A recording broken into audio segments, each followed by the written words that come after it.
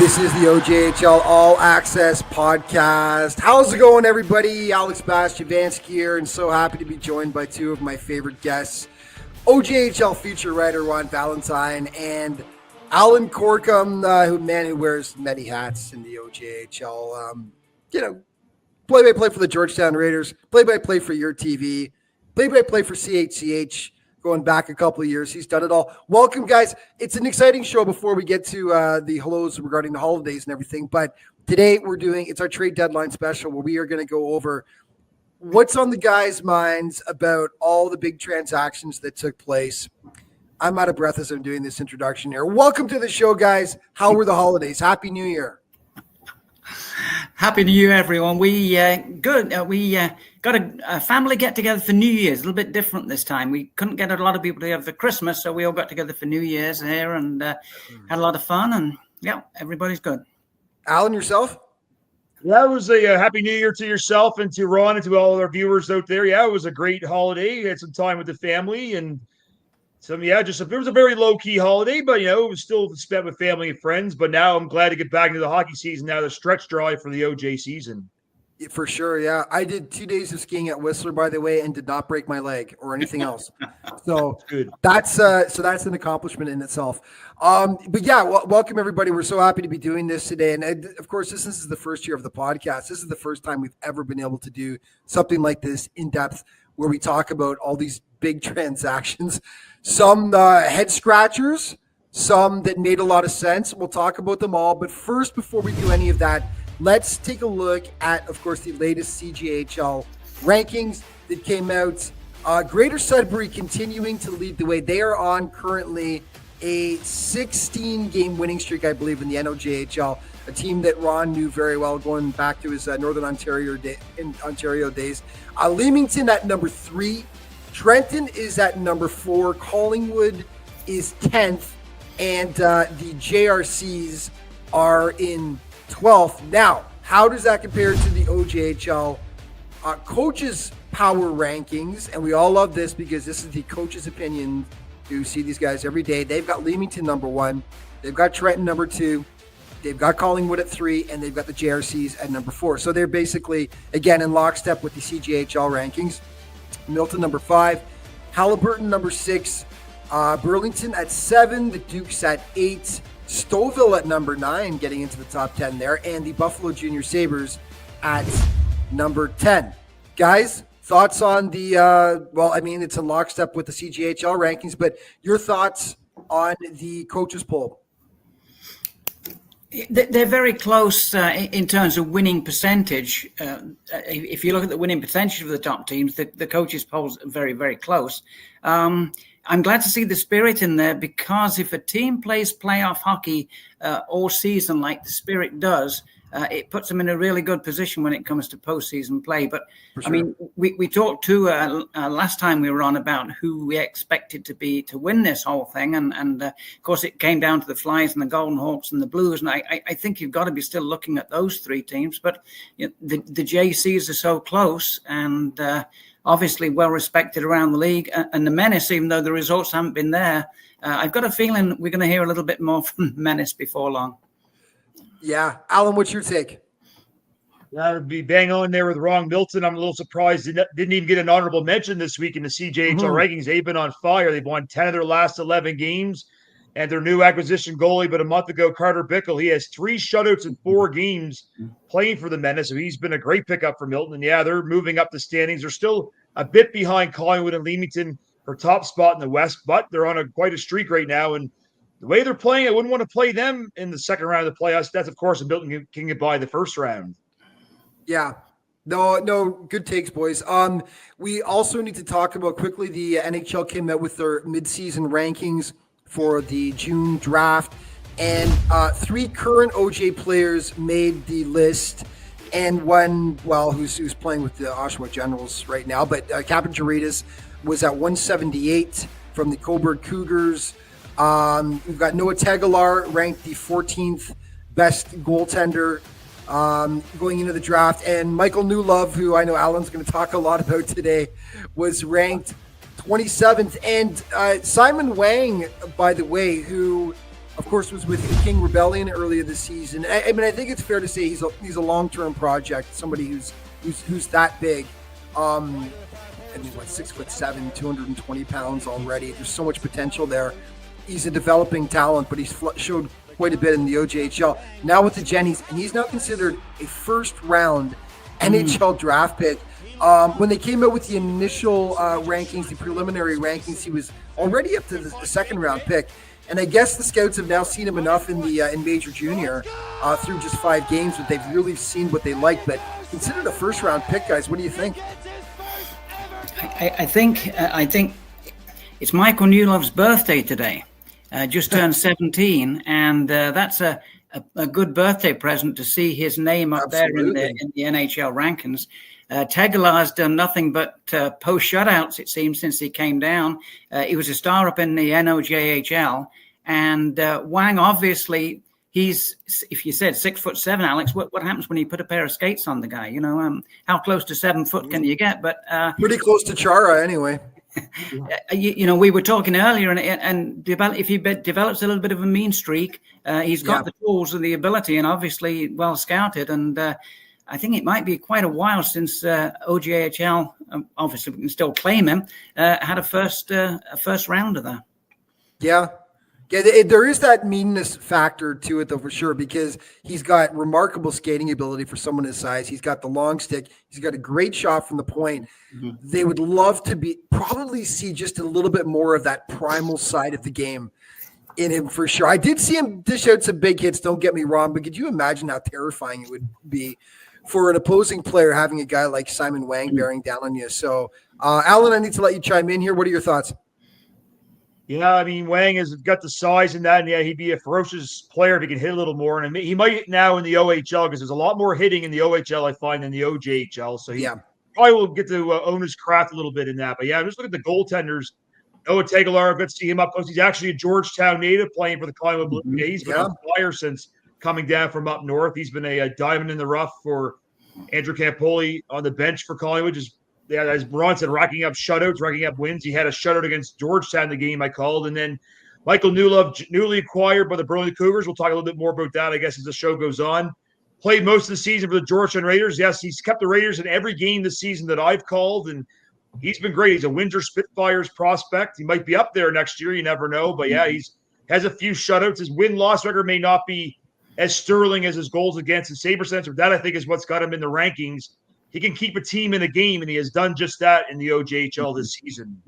By the way, is Newlove committed to NCAA school, or is he just Windsor right now? I believe it's just the Windsor Spitfires, but that's something we'll have to look into. Yeah, and Tegelar's the same thing. I don't think Tegelar is committed yet, but I mean that's definitely got to be in his future as well after he makes the move to the OHL. So let's get on to it here, guys. Let's talk about the trade deadline. Of course, the CJHL trade deadline was on January 10th. There was a lot of movement this year. This is probably one of the most, if not the most, active trade deadlines since I've been covering the league, and that's been for a while. But I mean, Ron, is this the most active that you've seen in some time?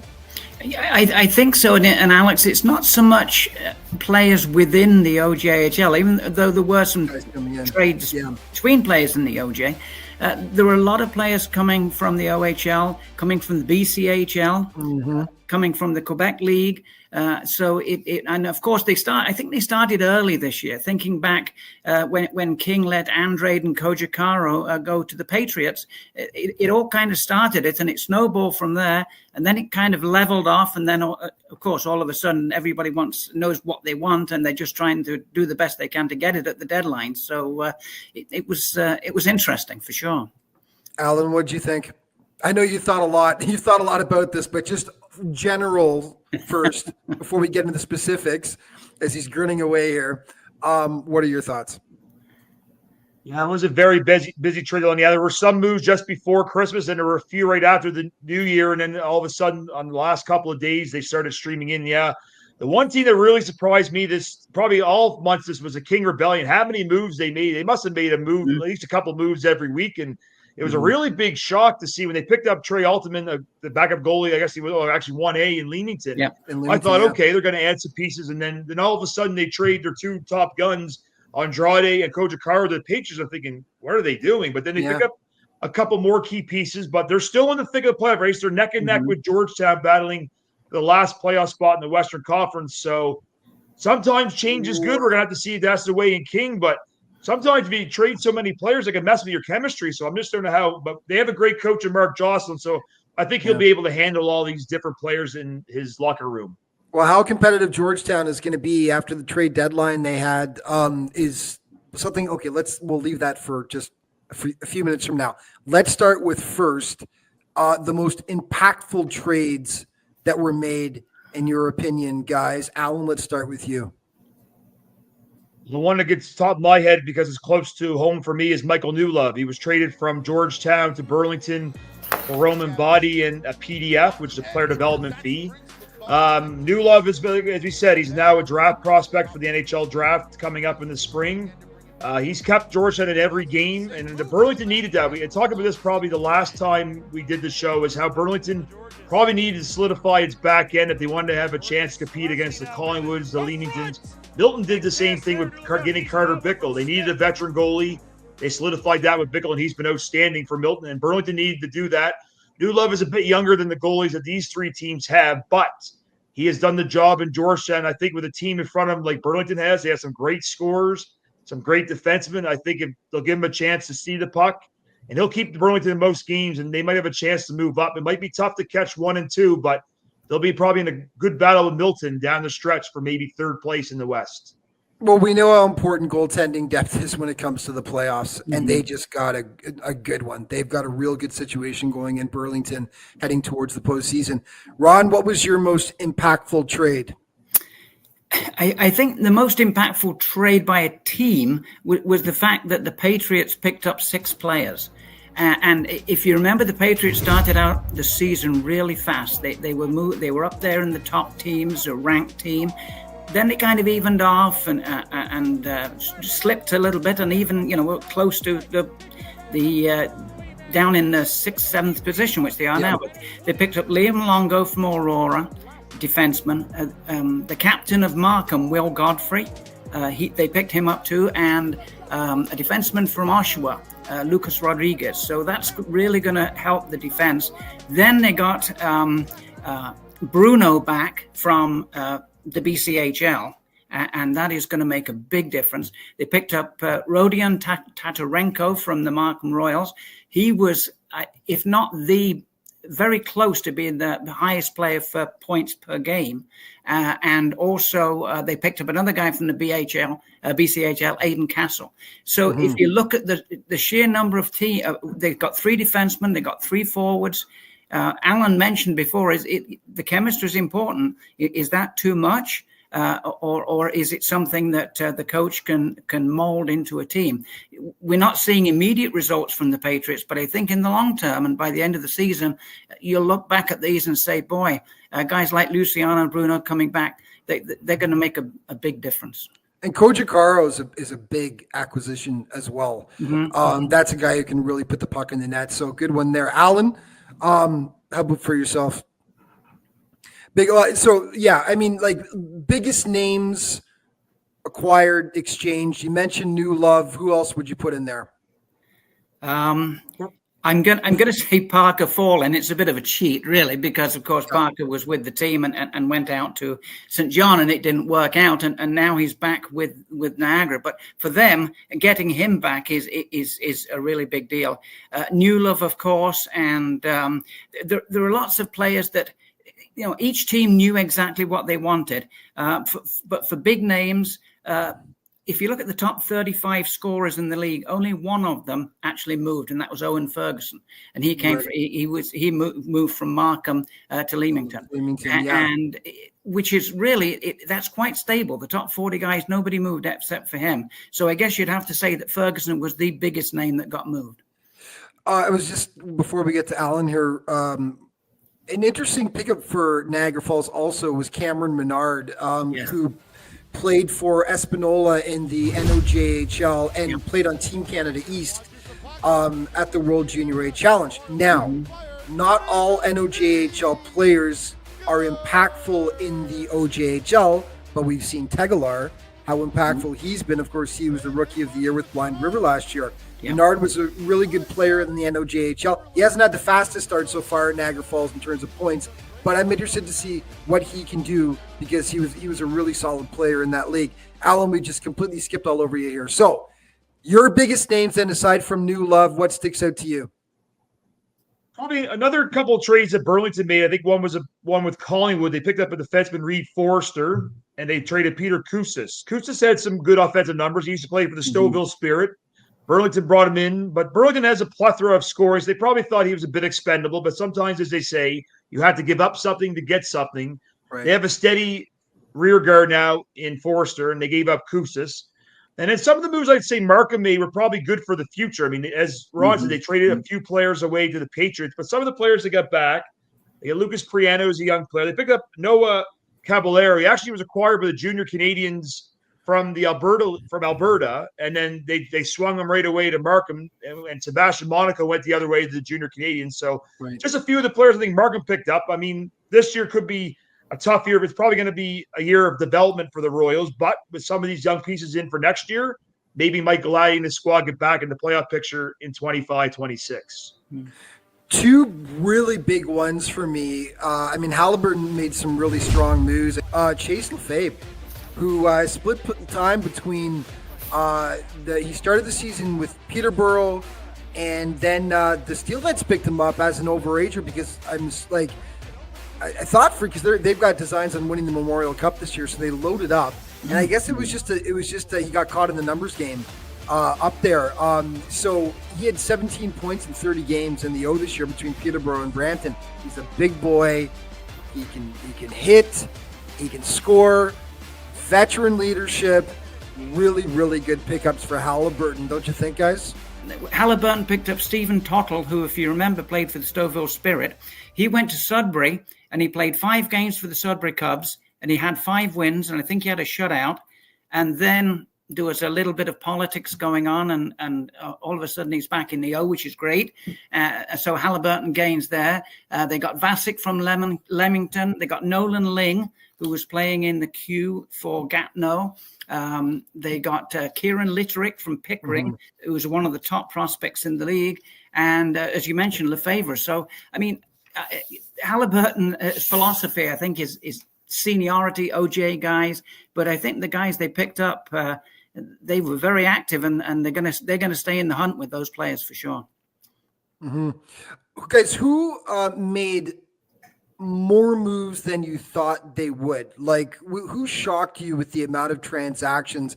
Maybe a team that you thought would stand pat, but that ended up, really being busy at the deadline. Alan.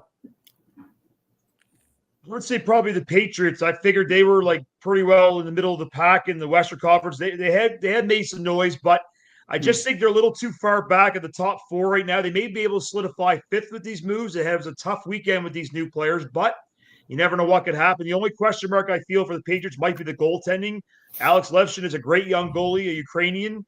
He might stand tall. They have Braden Shake as well, but if they would have upgraded the goaltending, then I thought maybe the Patriots might hit a home run with the moves. I still think they'll be a threat in the playoffs. I just don't know if they can move into a home ice position. So I was probably a little bit surprised they traded for so many players. Halliburton as well, because they're the chemistry there as well. They've been doing a lot of it. They're almost like King in the Eastern Conference. I would say Halliburton are like the King is because they made a lot of moves as well. So will that affect the chemistry? But Ryan Ramsey's a good coach. We'll see what he can do in that locker room with all the moves that Halliburton made. How about you, Ron? For a number one team, I was surprised that Trenton made 5 moves. I don't know how impactful they're going to be because some of them are difficult to gauge because we don't really know the players that well from other leagues. And a team that I thought might be sellers were Pickering. I know they're in the playoff position, but and they picked up Sam Ethier, defenseman from Lindsay, Ryder Dagonet from Halliburton, and William Stewart from the same team, and a very good 20-year-old forward from Mississauga, Ryan Ellis. Now, the Chargers didn't unload this year, but they did let Ellis go. And to me, with Lindsay's poor form at the moment and these players arriving for Pickering, I think you really got to be looking at Pickering making the playoffs this year. Interesting. Yeah. Okay. So who stood pat more than you thought they would? Who kind of sat on their hands a bit when you thought that they were going to be more active? Well, Milton only made one deal, and that was Henry Attard from the CCHL. I don't know whether I expected them to make more. They've got probably the best defense in the league, at least the oldest defense in the league anyway, a lot of maturity on the blue line. I thought Stouffville might do something just to give them a little bit more depth, because they are that kind of, as I said earlier on, grinding team that'll get the results. They didn't really do anything. Collingwood just got Kousis. There was rumors that they'd been trading a lot early on in the season, as you know, and the roster was in a little bit of flux. Perhaps they felt now they'd got what they wanted and they wanted to settle down. Lindsay, I was disappointed in, really in the thick of a playoff race, perhaps a couple of bodies. Instead, they ended up going the other way. And St. Mike's made one deal, Keegan Driscoll. But teams like St. Mike's, like Buffalo, they don't make a lot of deals at the trade deadline time. Yeah. They pretty well got the lineup set. So they were the ones, I think. Mm-hmm. Alan, anyone that that you thought was going to be more active? I would say on the Milton aspect, I think they made their biggest moves just before Christmas. They picked up Carter Bickle from King. He's been outstanding in goal, former major junior goalie of the Charlottetown Islanders, the Oshawa Generals. He also picked up Justin Dezoti from the OHL. He has 21 points in 11 games. So he was just like, they just picked him up for basically off the waiver wire from the OHL. And they've been their most impactful moves for Milton. I don't think they really had to do a lot. That's why they just added some depth with the turn. I'm maybe a little surprised the Junior Canadians didn't do a little more, because they're second place right now in the Eastern Conference. They made a couple of moves. They picked up a Monaco in a trade. I think they picked up a couple other players, but I thought maybe they'd go more for home runs. They could maybe go neck and neck with Trenton and maybe get top spot in the Eastern Conference. They still have a great team in Toronto, don't get me wrong, but I thought they might make a couple more impactful moves. Yeah. So let's do the two biggies then, guys. First, the winners of the trade deadline. If you had to pick one or two, who would they be? Well, I think I disagree a little bit with Alan on the last one. I think one of them is actually the JCs, because Maund is an all-star. Colin Maund from Georgetown is an all-star defenseman. They got Graziano back, Luca Graziano, who was going to be a stud defenseman for them, and they got him back from out west. And getting Monaco, they needed another goalie. They started out with two goalies. Both of them have gone. Now they wanted another goalie, and they got it in Monaco. Halliburton made 5 moves, the Patriots 6. I mean, Burlington got what they wanted. As Alan said, they wanted a goalie. They needed perhaps one more defenseman, which they got. And they got a couple of other players, too, that are going to give them some depth up front. So, so many teams, and even Leamington, Leamington got 3 guys. So a lot of teams made themselves stronger, which is what they wanted to do. I think a lot of the GMs will look back at this and say, we got pretty well what we wanted. And let's go from here and just see who's going to do it. Very good response to Alan's point. But Ron, who was your deadline winner then? Who if you had to pick a couple of them, who would it be? Your top 2 teams. But looking at it, just on paper, the Patriots for sure. For the number of players they got, the quality players they got, getting Bruno back. If Vince can harness all that talent and get them all pointed in the same direction, they are going to be very tough going down the stretch, and they should be making a move. Alan, it all depends. It all depends on the chemistry. It all depends how the guys feel when they come back. But let's say the potential is there for that team to do well. Yep. Alan, are you going to disagree with Ron? Here's your chance to get back at him for disagreeing with you before. Or do you have your own deadline winner? I'd say right now for quantity and a little bit of quality, I would say probably the Patriots in the Western Conference, because they made some key veteran moves. Probably in the Eastern Conference, I would go with the Halliburton County Huskies, was getting like Lefebvre and some other veterans as well. I think that'll help the team. As long as the coaching staff can just gel the new players in very quickly, I think those teams will be set for a playoff run. But yeah, I think Junior Canadians, yes, they made some great defensive moves and goaltending. The only thing they have some great forwards. Maybe they could have used another depth forward, maybe a top 6 or even a middle, like a top 9 forward. Maybe Junior Canadians could have got that. So, but you know what? It doesn't matter what moves you make. It's all about how you play on the ice, and that's the good thing about the next couple of months. That's it. And then, sadly, we also have to do deadline losers, or teams that did not perform greatly at the deadline, in your opinion, would be a nicer way of putting it. But guys, who was unimpressive to you, or who made moves? Alan's smiling here because I think I have an idea of whose his is. But Alan, let's start with you. Whose moves did you not really like at the deadline? Actually, I'm going to have to say the team I do play-by-play for, the Georgetown Raiders. They made a lot of moves because they're right in the thick of things in the playoff race. They have some games in hand in some of the teams, but they traded a lot of scoring. They traded their top goaltender, their captain as well. So they traded away Jaden Levesque to Wellington. They traded away Owen Bruning to the King Rebellion.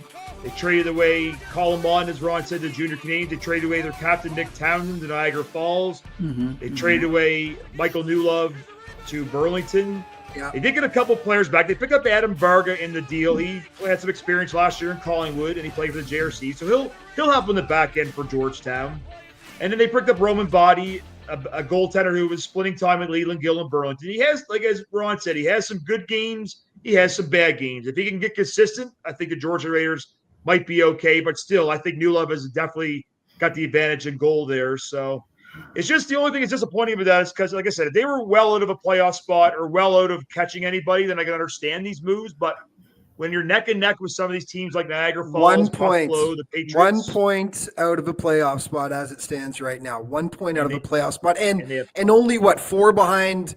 Hold on, I bring it up here right now. Yeah, like 4 behind the Patriots, 5 behind the Canucks, 5 behind the Sabres. I mean, all these teams are within striking distance for them down the stretch. And yeah, so interesting moves, no question about it. And they had some really good talent this season, some really good young talent. And yeah, I mean, listen, I go back to I filmed for the Raiders for years. I've got a special affinity for the Raiders and for Alcott Arena. And yeah, I was a little surprised when I saw those moves, but listen, we'll see what happens. Ron, if you were to pick one, who would be your deadline loser? I hate to use the term loser, but your deadline didn't do what you thought they were going to, or you didn't like the moves as much. I'm thinking more of the fans in Georgetown. You've got a 542 winning percentage club that's in the hunt for the playoffs, obviously, and the fans look at this and say, as Alan, gave the litany of the guys that have gone. And all contributors on that team, I think it leaves a lot of people just scratching their heads. Yeah. Mississauga, I thought, if anybody, the Chargers, every year the players go. Nate Brentnell, Ginman, Kim, they didn't go. A lot of people were thinking they would move. They did move one. Nick Ellis, as I mentioned before. But in Georgetown's case, I don't know. It's kind of head scratching to me what they did. Markham, you expected Markham to move some of their higher point players, some of their high profile players, and they did.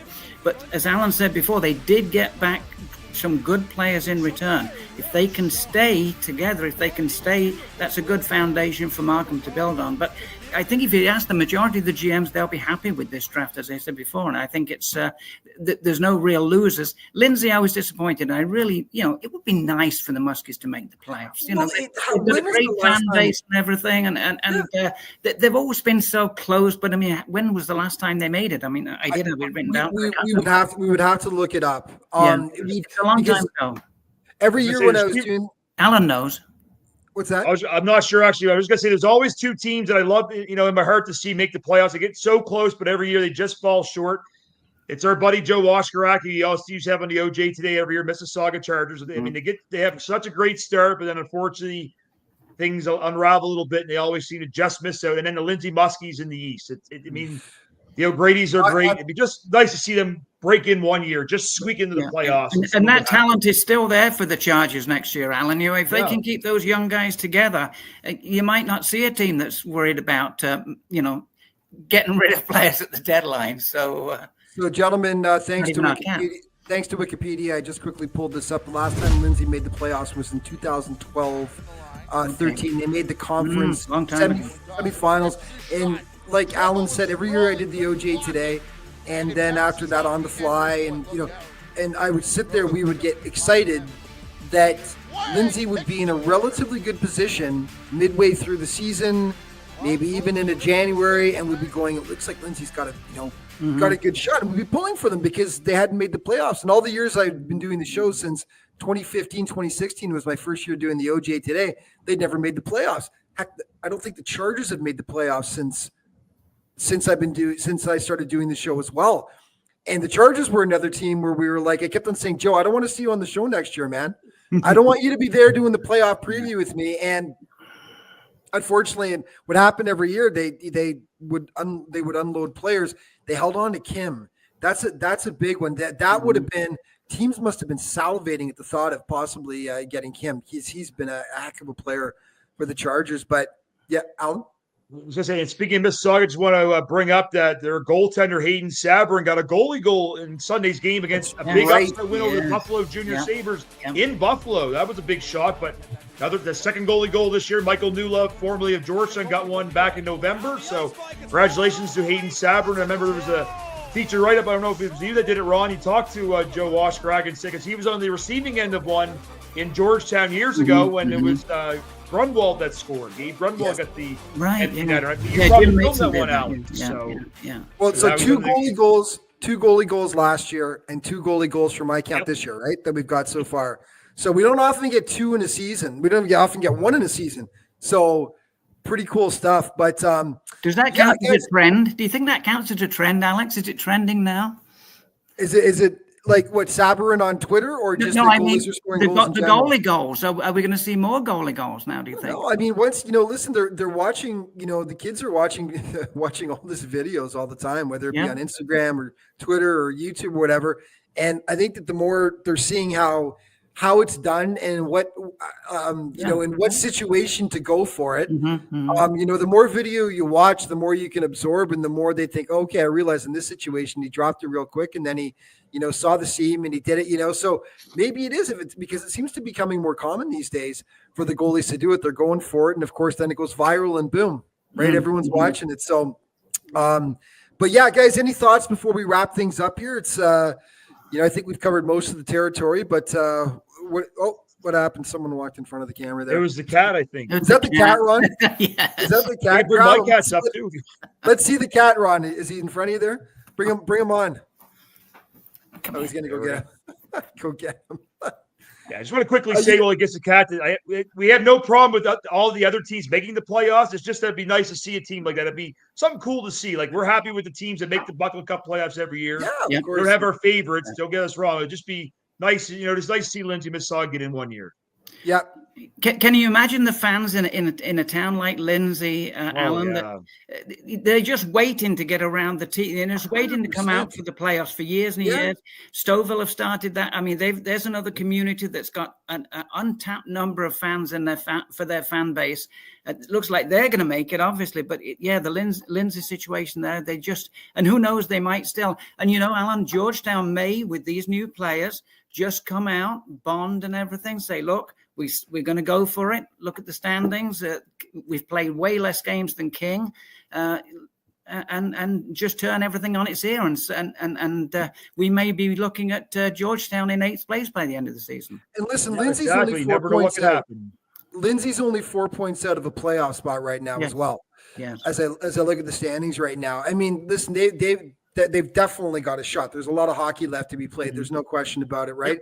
So we're all just saying, we're not pulling for anybody, but yeah, Mississauga, Lindsay, 2 teams that, in all the years that I've been doing the show here, they've never made the postseason. So it'd be cool to see them in there at some point. But gentlemen, as usual, it's so great having you on, getting your expertise, and all this stuff. That's a lot of ground that we covered there. You guys really, really know your stuff. When it comes to this, and it's going to be fascinating down the stretch, seeing how all these trades pay off for all the different squads. If we've got a new Buckland Cup champion this year, or if we've got a 3-peat, which I would have to go back and look at the historical records as to, Ron, off the top of your head, have we had a 3-peat in the in the OJHL, the OPJHL before that? He's Googling it right now. I'd have to look at my old record book or something like that. But I mean, you look at the teams right now, a win and a loss here and there for Collingwood, Leamington. It's reversed. What we see now is reversed.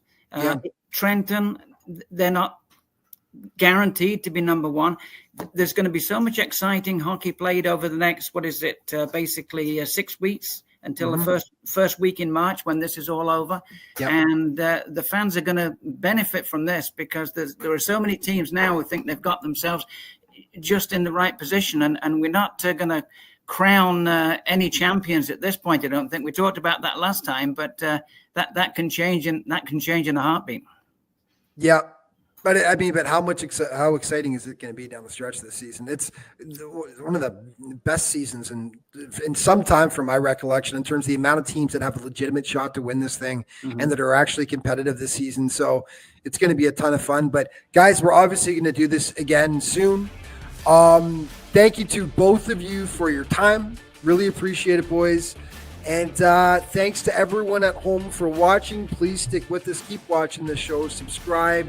Give us a like, a thumbs up, all that great stuff. Really, really appreciate it. It's been so much fun doing this so far this season. And we'll see you next week for the OJ All Access podcast.